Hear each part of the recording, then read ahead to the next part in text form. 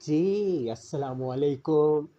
उम्मीद करता हूँ आप लोग खैरियत से होंगे और अपना भरपूर ख़्याल रख रहे होंगे। क्रिकेट टॉक्स विद ओज़ी टीवी की एक और नशिस्त में मैं आपको खुशामदीद कहता हूँ और आप लोग पहले तो चैनल को सब्सक्राइब करें और वीडियो अच्छी लगती है तो लाइक करें और अपने ख़यालात, अपने फ़ीडबैक का इज़हार ख़याल आप जो है कर सकते हैं और लाइक भी कर सकते हैं वीडियो को। आज काफ़ी डिफरेंट टॉपिक्स पे हम बात करेंगे। पाकिस्तान की क्रिकेट पर भी जो इंसाइट रखे गए, फिर एंडरसन तेंदुलकर ट्रॉफी का जो तीसरा मैच लॉर्ड्स के हिस्टोरिकल वेन्यू में इंडिया और इंग्लैंड और इंडिया के दरमियान जो खेले जाना है उस पर भी बात होगी। फिर इंग्लैंड के पास उनके एक लिंचपिन की एक वापसी हुई है जोफ्रा आर्चर की, उस पर भी बात करेंगे। फिर आजकल वैन मल्डर के बारे में भी काफ़ी ज़्यादा चर्चा हो रही है और जिस तरह से उन्होंने स्पॉटलाइट कैप्टिवेट की कर्टसी कि उनके 367 runs historical unbeaten unconquered against Zimbabwe, उन्होंने जो है हाइलाइट्स बनवा दी मल्डर की और उनकी जो इंडिविजुअल एवरेज भी है उसमें भी स्टैगरिंग इजाफा हुआ है। इसी वजह से उनकी रैंकिंग्स भी बेहतर हुई है और किससे बेहतर हुई है आगे चल के इस पर भी डिस्कशन होगी। और इसके अलावा पाकिस्तान क्रिकेट टीम का जो अपकमिंग शेड्यूल है, अपकमिंग विज़िट है to Bangladesh for 3 match T20I series, उसके लिए आपको पता ही है कि स्क्वाड अनाउंस हो चुका है, तो उसको भी थोड़ा सा बारीकियों से देख लेंगे। और बाकी वो जो बिग विग्स है, पाकिस्तान के फ्रंट लाइनर्स हैं, वो एक बार फिर ड्रॉप्ड है, उस बारे में भी हम बात करेंगे। और क्या पोटेंशियल नज़र आ रहा है इस टीम पे, इस पर भी हमने बात करनी है। और इसके अलावा अब्दुरऊफ पाकिस्तान के farmer fast bowler, 138 first class matches खेले हैं, अरसा लगाया है, सीजन डोमेस्टिक क्रिकेटर रहे 2007 से 2009 तक, जो है 3 टेस्ट मैचेस, 4 ODIs और 1 T20I में पाकिस्तान की तर्जमानी कर चुके हैं, रिप्रेजेंट कर चुके हैं पाकिस्तान को और बड़े वेटरन डोमेस्टिक क्रिकेटर है। उन्होंने भी कुछ अपने दिल की बात कही है अभी रिसेंटली, तो उस पर भी बात कर लेते हैं। फिर और चीज़ों में भी बात कर लेते हैं। शुरू करते हैं हम ओबियसली इंडिया और इंग्लैंड के मैच से, जो कि तीसरा मैच होना है, आज ही होगा लॉर्ड्स में। और आपको पता है कि पहला मैच जो है एक कन्विंसिंग विक्ट्री थी, हालांकि आखिरी दिन में डोमिनेशन भरपूर हुई। उससे पहले तो बल्कि आप कह सकते हैं कि टंडर टाइट किया इंग्लैंड के बैटर्स ने और क्या लाजवाब इनिंग्स खेली थी इंग्लैंड के बैटर्स ने, ब्रूक ने, रूट ने, सब ने अपना अपना जो है रोल बड़ी उम्दगी के साथ अदा किया और इंडियन बॉलर्स को बिल्कुल ही आउट प्लेट कर दिया था। लेकिन जो दूसरा मैच था, तो शुभमन गिल की ये सीरीज़ पहली असाइनमेंट है बतौर टेस्ट कैप्टन, तो इस एतबार से भी ये सीरीज़ जो है बड़ी अहमियत की हामिल हो जाती है इंडियन पर्सपेक्टिव के एतबार से। तो उसमें आप ये देखें कि दूसरा मैच हुआ तो at the outset of the match से ही जो है इंडिया के बैटर्स की जो बॉडी लैंग्वेज थी वो काफ़ी एग्रेसिव थी और they were trying to put the English bowlers under pressure on the way go and they treated the English bowlers with great contempt. So Shubman Gill ने इस चीज़ को जो है स्पेयर हेड किया और आपने देखा ही कि पहले इनिंग्स में 269 किया और दूसरी इनिंग्स में 161 किया और 430 रन स्कोर किए और रिकॉर्ड्स अपने नाम किए। एक रिकॉर्ड तो ये था कि उन्होंने जो है टॉप 5 प्लेयर्स में अपना नाम जो है वो दर्ज करवाया जिन्होंने टेस्ट मैचेस में, किसी भी टेस्ट मैच में 2 इनिंग्स को मिला के 400 से ज़ायद रन्स किए हो, तो ये क्रेडिट भी उन्होंने नाम आपने नाम किया, और उन प्लेयर्स में आपको हम बताते चले गए वो कौन से प्लेयर्स थे। आप देख लीजिए कि मार्क टेलर हो गए हो, ग्रैम गूच हो गए हो, कुमारा संगकारा हो गए हो, या ब्रायन चार्ल्स लारा हो चुके हो, उनको ज्वाइन किया शुभमन गिल ने 430 रन बना के। यानी ये वो 5 प्लेयर्स हैं टेस्ट क्रिकेट की हिस्ट्री में जिन्होंने 2 इनिंग्स को मिला के यानी एक टेस्ट मैच में 400 से ज़्यादा रन्स रैक्ड अप किए हो। तो ये इसका क्रेडिट भी शुभमन गिल को जाता है। और इसके अलावा भी काफ़ी ज़्यादा रिकॉर्ड्स उन्होंने अपने नाम किए हैं। इसी तरह जो अब इंग्लैंड के हवाले से अगर हम बात करें तो डेफिनेटली वो बेसबॉल अप्रोच तो इम्प्लीमेंट नहीं कर पाए थे, हालांकि it was a flat wicket the Birmingham one, but still they couldn't find the way, and got to give credit to the Indian bowlers as well, because considering the fact that there was no Jasprit Bumrah, their linchpin, but still under the supervision of Akashdeep and Mohammad Siraj, Indians managed to find rhythm, and in the end, it was Gill and the company who clinched a famous victory in Edgbaston. तो लेकिन England की team का जो mindset है, specially red ball format में और अपने home venues में, वो जारहाना ही रहा है, हिस्ट्री तो यही कहती है। और बेन स्टोक्स जिस तरह के कैप्टन रहे हैं और ब्रेंडन मैकलम जिस तरह के कोच रहे हैं, क्रिकेटर तो वो फिनोमेना ही एक अलग थे। लेकिन ये इंग्लैंड के आउटफिट में बतौर कोच और बेसबॉल पर जिस तरह से उन्होंने काम किया, वो एक फेमस एक अप्रोच बन गई। इंडिया ने भी अपने अंदाज में उसको कहीं ना कहीं अडॉप्ट करने की कोशिश की। कुछ जगह उन्हें लगा कि उन्हें शायद कामयाबी मिल जाएगी, और काफ़ी हद तक जो है वो उनको स्ट्रगल भी करना पड़ी थी। आप देखें कि 3-0 हारे न्यूजीलैंड के ख़िलाफ़ उसी अप्रोच को कहीं ना कहीं कॉपी करने में, और देवर वाइट वॉश्ड। फिर बीजीटी में जो हुआ, स्कॉट बोलैंड ही एक प्लेयर काफ़ी रह गया, और जॉश हेजलवुड की जो रिप्लेसमेंट थी, तो जिस तरह से he played against India was also quite remarkable. तो लेकिन अब आप देखें, no Rohit, no Kohli, but it is comparatively young Indian side, studded with some of the experienced players like Ravindra Jadeja, Bumrah of course squad में है। तो बाकी यानी शुभमन गिल और ऋषभ पंत जो है कमान संभाले हुए हैं बतौर कप्तान और वाइस कैप्टन रिस्पेक्टिवली। तो एक इंटरेस्टिंग साइड है। अब तीसरा मैच लॉर्ड्स के हिस्टोरिकल वेन्यू में होने, और किस तरह से ये अप्रोच करते हैं गेम को, अब ये इम्पोर्टेंट है चीज़, ये देखने की हामिल होगी चीज़ के किस तरह से जो है वो गेम को अप्रोच करते हैं। लेकिन बात यही है कि बेन स्टोक्स की 11 जो है आसानी से तो सरेंडर नहीं करेगी इस सीरीज़ में एंडरसन तेंदुलकर ट्रॉफी में। और जोफ्रा आर्चर की जहाँ तक बात है, तो 2021 के बाद अब ये पहला मौका है कि he is going to make a return for England after more than 4 years।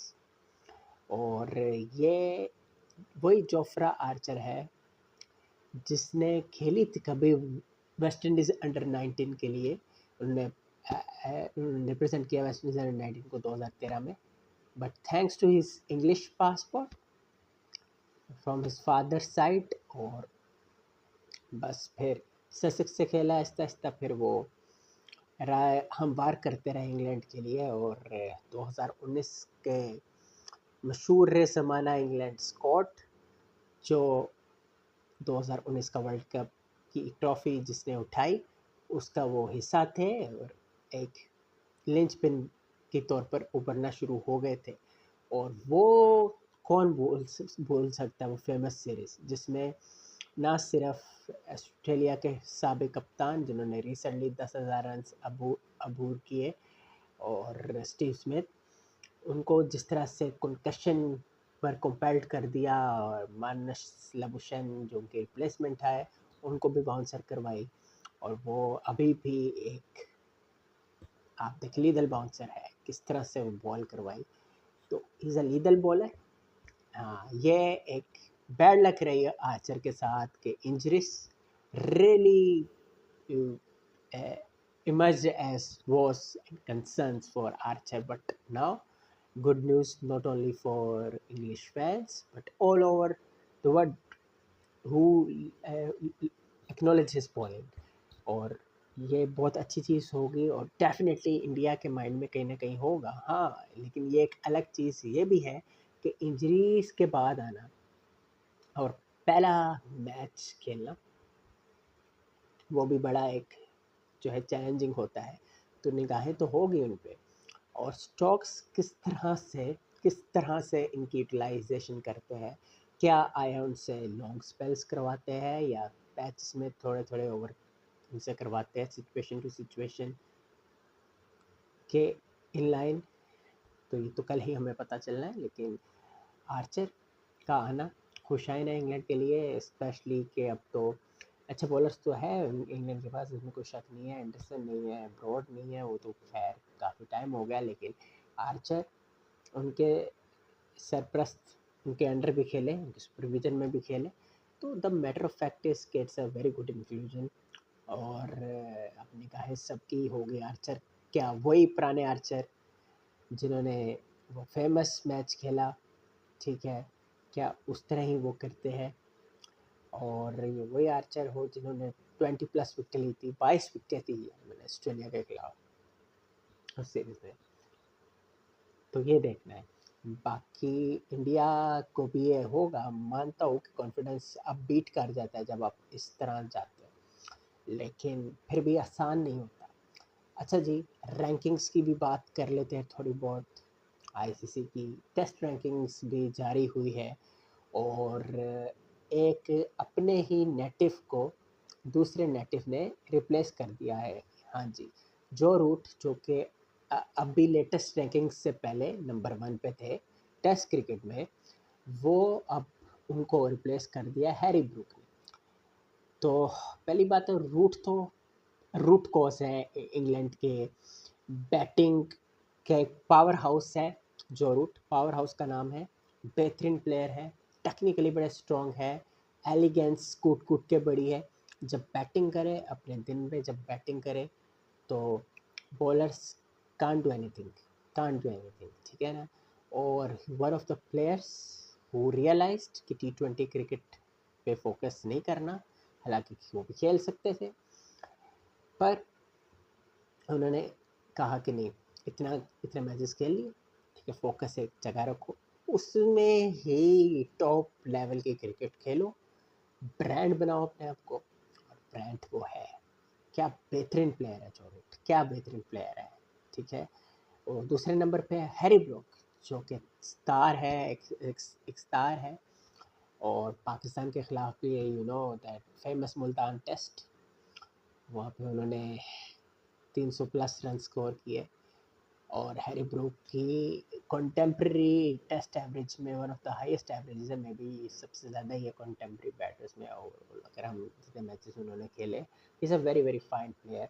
Her format को उसके मेरिट के मुताबिक खेलना, ये चंद प्लेयर्स की जो है वो खूबी होती है। तो उस खूबी को बड़ी ही उम्दगी के साथ जो है हैरी ब्रूक जो है वो निभा रहे हैं, और आसान नहीं होता। और आजकल की जो क्रिकेट होती है बिजी होती है, you know you have to play for the leagues as well, you have to play you have to serve your team as well at national level भी। तो आसान नहीं होता, और अक्रॉस फॉर्मेट्स अगर खेलना हो तो Harry Brook is doing a wonderful job, there is no doubt about him. He is a wonderful player, and now he's ruling the ICC Test rankings। और उसके बाद अब हम बात करेंगे जी, बिल्कुल सही पहुंचा, वैन मल्टर की। देखे जी, केशव महाराज जो है उनको अनाउंस किया गया था इस सीरीज़ के लिए, जिम्बाब्वे की सीरीज़ के लिए एज अ कैप्टन, क्योंकि Temba Bavuma after that historic triumph for the Proteas clinching the ICC World Test Championship, और 25 साल बाद जो है आईसीसी की ट्रॉफी अपने नाम करना, 27 साल बाद, आई बैग माई पार्डन, तो बहुत बड़ी बात थी। और वो इस टूर का हिस्सा नहीं थे, तो लेकिन केशव महाराज क्योंकि इंजर्ड थे, तो कमान मिल गई जी वेल मल्डर को, और मल्डर ने तो जिम्बाब्वे के बॉलर्स को तो कॉन्टेम्प्ट के साथ खेला है, बैटिंग की उनकी, और क्या रन स्कोर कर दी, 369 unconquered. And now just recall that moment for a while, कि आप ये देखें कि सिर्फ 34 रन दूर थे, वो 34 रन दूर थे क्या करने के लिए, great great Brian Charles Lara, the magician, the batting wizard का जो फेमस 400 था अगेंस्ट इंग्लैंड, उसको सरपास कर सकते थे आराम से। टाइम था, दूसरा दिन था, मानो बहुत मार्जिन था साउथ अफ्रीका के पास, लेकिन वो रिस्पेक्ट, क्रिकेट के स्पिरिट को अगर कर भी लेते 400 तो क्या होना था, कुछ भी नहीं होना था, लेकिन एक रिस्पेक्ट, हालांकि अपने कंट्री मैन के भी नहीं है, ट्रिनिडेड टोबैगो से है ब्रायन चार्ल्स लारा, लेकिन वो रिस्पेक्ट एक लेजेंड को कितनी उम्दगी के साथ दी उन्होंने। स्पोर्ट्समैन स्पिरिट, जहाँ क्रिकेट में कुछ अप्स एंड डाउन्स हो जाते हैं, इस तरह स्पोर्ट्समैन स्पिरिट को अपलिफ्ट करना भी बहुत बड़ी बात होती है, और जो प्लेयर्स करते हैं वो क्रिकेट की हिस्ट्री में अपना नाम जो है वो दर्ज करवा लेते हैं। तो डेफिनेटली बहुत बड़ी एक बात है, और रिकॉर्ड है जी साउथ अफ्रीका के लिए ही मेड एज वेल। और ना सिर्फ उन्होंने 369 अनबीटन रन स्कोर किए, एवरेज भी ठीक ठाक इम्प्रूव हुई है उनकी, 38 प्लस हो गई है। जब इन्होंने शुरू किया था तो गालिबन 19-20 की एवरेज थी, now look at that, incredible. नायब कप्तान थे बेसिकली, लेकिन ये कप्तानी कर रहे थे इस मैच में। तो अब मल्डर ने क्या किया जी, बाबर आजम को भी सरपास कर दिया रैंकिंग में, 34 दर्जा तरक्की की, 22वें नंबर पे आ गया है, और बाबर 23 में चले गए, इस तरह कुछ हुआ है। तो बहरहाल बहुत बड़ी बात है ये, और क्रेडिट देना चाहिए मल्डर को। डेफिनेटली कॉन्फिडेंस जो है वो बहुत हाई लेके जाएगी, ये वन ऑफ द इनिंग्स है, वुड रिमेंबर, जहाँ तक जिम्बाब्वे क्रिकेट की बात है। तो देखिए, जो क्रिकेट से सही प्यार करते हैं ना, वो चाहेंगे कि जिम्बाब्वे को भी देखना, ठीक है ना, क्योंकि फुल मेंबर साइड है, अफगानिस्तान को भी देखना चाहेंगे, आयरलैंड को भी देखना चाहेंगे, ठीक है ना। तो जिम्बाब्वे की तो वैसे भी रिच हिस्ट्री रही है, इंडिविजुअल ब्रिलियंस रही है हर तरह से, और एक रिच हिस्ट्री रही है। लेकिन जो मसाइल है, सारी बात है, हर मुल्क के अपने अपने मसाइल होते हैं, अपना अपना हिसाब किताब होता है। तो क्रिकेट भी उस हिसाब से कहीं ना कहीं फॉल करती है, उस हिसाब से इनको वो अहमियत दी जा रही है, नहीं दी जा रही। ज़री बात है, शुरू से एक प्रॉब्लम तो रही है, जिम्बाब्वे क्रिकेट में भी रही है। 2013 में आप देख ले कि पेमेंट्स नहीं हो रही थी इनके प्लेयर्स को, तो बहुत से प्लेयर्स तो कंपेल थे, मजबूर थे कि वो तो कहीं और चले जाए, अपना कैरियर जो है कहीं और परस्यू करे, या खैरबादी कर दे क्रिकेट को। फॉर इंस्टेंस काइल जार्विस की अगर बात मैं करूँ, तो काइल जार्विस आपको पता है कि he later played county cricket as well. Brendan Taylor छोड़ के चले गए थे, वो तो फिर वापस आए थे, ठीक है ना, इतना बड़ा प्लेयर गुजरा है रिसेंट टाइम्स में जिम्बाब्वे का। मसाकत सा एक बहुत बड़े प्लेयर गुजरे, तो इंडिविजुअल ब्रिलियंस तो रही है। एल्टन चंगाबूरा, शॉन विलियम्स, ग्रंट लॉट में इतना बड़ा स्टाइल बटा, इतने अरसे से 20 साल हो गए तकरीबन जिम्बाब्वे के साथ। सिकंदर रजा बट से आलकोट के लड़के, क्या प्लेयर है उभर के, लाहौर कलंदर्स के लिए कितने बड़े लिंचपिन बन चुके हैं, क्या उनकी एक हीरोइक्स हरक्यूलियन इनिंग्स खेल के कलंदर्स को ये वाला सीजन जिताया उन्होंने, फ्लाइटली ड्रामेटिक टर्न अराउंड किया। तो बहुत चीज़ें हैं, हीट स्टेक, ठीक है, Henry Olonga, the great Pommie Mbangwa जो कि मरूफ कमेंटेटर बन चुके हैं। तो Zimbabwe had produce a lot, no doubt about that. Flowers brother को भूल जाओगे क्या आप? तो ये सारे सिनेरियो जो है बेहतरीन रहे हैं, और जिस तरह से they just put all the efforts and that was quite incredible. और बाकी जहाँ तक बात आप कर लो कि पाकिस्तान का जो स्क्वाड अभी रिसेंटली अनाउंस हुआ है, तो डेफिनेटली उसमें भी आप बात कर सकते हो, लेकिन ये बात तो तय है कि 3 फ्रंट लाइनर्स को उन्होंने ड्रॉप कर दिया है। और अब देखना ये है कि क्या आया, जो टूर्नामेंट जैसे एशिया कप आएगा, वर्ल्ड T20 होगा, क्या ये 3 लिंचपिन्स हो गए? शादाब तो वैसे ही नहीं थे because of that a injury. और the matter of fact is के सलमान अली आगा जो कप्तान है, ठीक है 3-0 जीते होम टफ पे, लेकिन बांग्लादेश में हराना would be a great challenge and it would be a great deal to deal with, because उनके कंडीशन में खेलना नेवर बीन ईजी। हाँ, एक अरसा हम बांग्लादेश में जीतते रहे थे, लेकिन it was back in 2015 we lost the plot. First we got bludgeoned, we got drubbed at the hands of Bangladesh 3-0, and then Premier awarded them with too much prizes, you know. Any how, फिर हम T20 में भी match हारे थे। फिर उसके बाद जब एशिया कप 2016 हुआ, तो उसमें भी हम बांग्लादेश से हारे थे वहाँ पे। तो ये चीज़ें हैं, स्ट्रगल हम कर सकते हैं वहाँ पे, लेकिन जहाँ तक पाकिस्तान के स्क्वाड पे हम एक नज़र डालें, तो उसमें आपको ऑलराउंडर्स की भरमार मिलेगी। हुसैन तलत, जिन्होंने 2018 में डेब्यू किया था पाकिस्तान के लिए, वेस्ट इंडीज़ जब पाकिस्तान आई थी, कराची में विंडीज़ के नाम से खेली थी, तो he was there to serve along with Asif Ali. ये 2 यूनाइटेड के प्लेयर्स उस वक्त के आए थे सर्व करने। द ग्रेट मसबा हक ने जो ट्रॉफी दूसरी मरतबा जीती थी तब यूनाइटेड के लिए, उसके बाद फॉरेन सीरीज़ थी कराची में, गुड टाइम्स।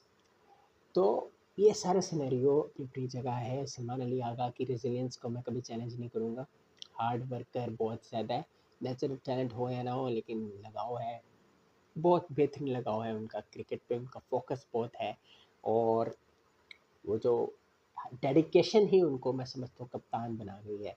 और but he really needs to prove as a captain as well, scoring runs, no doubt about that, but that impactful runs भी करना चाहिए, और अपने प्लेयर्स को किस तरह से यूटिलाइज करना है as a leader. It is not easy to lead to spearhead, तो ये चीज़ें हैं। अदरवाइज आगा रेजिलियंस पर कोई चैलेंज नहीं है, बेहतरीन रेजिलियंट प्लेयर है Salman Ali Agha.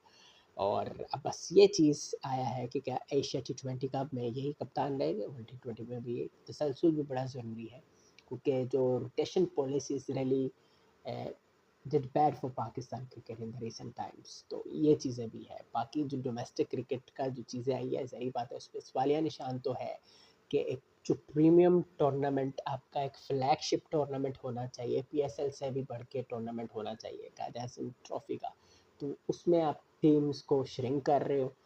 How can you do that? How can be Karachi, जो कि आपका बहुत बड़ा लार्जेस्ट शहर, सबसे बड़ा शहर है मेरे हिसाब से, और 2 टीम्स तो उसकी होती थी, एक टीम भी नहीं। ये क्राइटेरिया कुछ ओबियसली समझ बड़े बड़ों को नहीं आ रहा, तुम मुझे क्या आने। तो ये सारी चीज़ें डिस्पाइट द फैक्ट के लास्ट सीज़न में क्या परफॉर्मेंस रही हो भाईजान।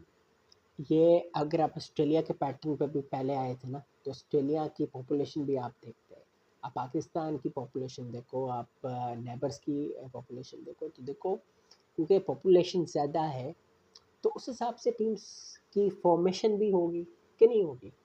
तो ये कुछ चीज़ें थी जिनको देखकर ही डोमेस्टिक स्ट्रक्चर तय करना चाहिए। लेकिन अनफॉर्चुनेट रहा है कि 1947 के बाद से, जब से पाकिस्तान क्रिकेट टीम वजूद में आई थी, तब से डोमेस्टिक क्रिकेट में जो है वो इनकंसिस्टेंट पैटर्न्स काफ़ी हद तक जो है वो प्रिवेल किए हैं, और रिजल्ट आपके सामने है। बाकी अब जहाँ तक बात रहती है अब्दुल रऊफ़ की, जो कि पाकिस्तान के फॉर्मर फास्ट बॉलर रह चुके हैं, तो उन्होंने रिसेंटली एक इंटरव्यू में जो है एक बात की है, और उन्होंने अपनी राय का इज़हार किया कि उनका क्यों कैरियर शॉर्ट रहा, क्योंकि स्ट्रक्चर में करप्ट माफिया था, और उनको किस तरह डील करें, उनके साथ किस तरह चलें, समझ नहीं आ रहा था उन्हें, लेकिन उसके बावजूद रऊफ एक डोमेस्टिक क्रिकेट के प्रोमिनेंट नाम रहे हैं। और अनलकी है जी, ये चीज़ें तो सिस्टम में रही है, बहुत एक हिस्ट्री है, कभी इस पे भी तफसीलन बात करेंगे इंशाल्लाह। तो बाकी जहाँ तक बात है, एंडरसन टेंडुलकर ट्रॉफी का थर्ड मैच स्टार्टिंग, और Babar Azam, Shaheen Shah Afridi, Haris Rauf, they are not, they and Rizwan of course they will not be a part of Bangladesh series. आगे वेस्ट इंडीज़ की सीरीज़ आ रही है, कंडीशन टफ होगी, लेकिन अगर ये यंगस्टर्स की टीम होगी तो एक एक्सपीरियंस मिल जाएगा इनको, आइडिया हो जाएगा कि फॉरेन सॉइल में क्या स्टेटस है, किस तरह से चलते हैं यंग प्लेयर्स। ऑलराउंडर्स की भरमार तो है, बाकी लेकिन क्या एक आधा एंकर डालना है जो एंकरिंग रोल करे, तो भी आने वाली सीरीज ही बताएगी। बाकी कैंप तो ज्वाइन किया हुआ है ने, फ्रंट लाइनर्स ने, बाबर रिजवान वगैरह ने। और हम फिर आएंगे, और वीडियो अच्छी लगती है तो चैनल को फ़ौरन जाके सब्सक्राइब कर दीजिए, और अपनी राय का इजहार तो मस्ट है। बहुत ज़्यादा शुक्रिया। अल्लाह हाफ़िज़।